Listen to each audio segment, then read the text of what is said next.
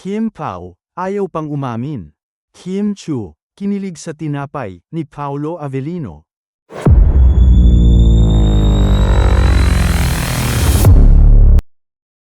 Naloka ang mga umaasam na aaminin na nina Paolo Avellino at Kim Chu sa presscon ng My Love Will Make You Disappear, ang tungkol sa kanilang relasyon. Paano ba naman, obvious lang sa kanilang mga kilos at pananalita ang tungkol sa kanilang relasyon. Pero naloka ang lahat nang sabihin ni Kim na wala pa siyang relasyon, ha?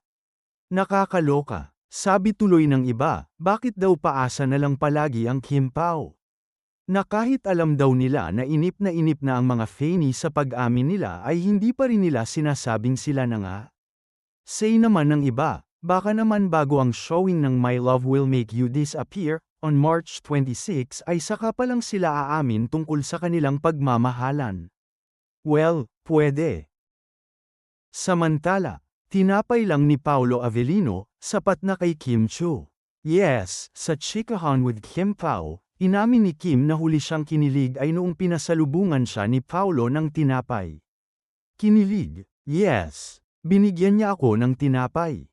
Tinapay lang. Ha ha ha ha. Mahina si ate mo. Mahinang nilalang siya. Ha ha ha ha. Pero dinalhan niya ako ng pasalubong, after it's showtime. Sabi ni Kim na patawa-tawa.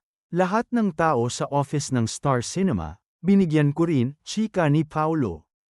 At least, hindi sa ihi kinilig. Ha ha ha ha. Sagot na naman ni Kim. Sa amin kasing mga lalaki, hindi ko alam kung paano i-explain ang kilig sa amin. Ewan ko kung, siguro, sabay tingin kay Kim, ngayon. Siguro kapag nakikita ko sa baunan ni Kim na may gulay, tapos walang halong karne. Chika pa ni Paolo, kinilig siya sa cook namin.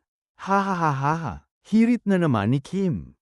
Dito nga napag-usapan ang pag-adjust ng baon ni Kim sa shooting nila ni Paolo ng My Love Will Make You Disappear, ha? Kitang-kita, ramdam nga, na part na ng buhay nila ang isa't isa. Oy, tumitay lang hirit ni Kim. Bongga,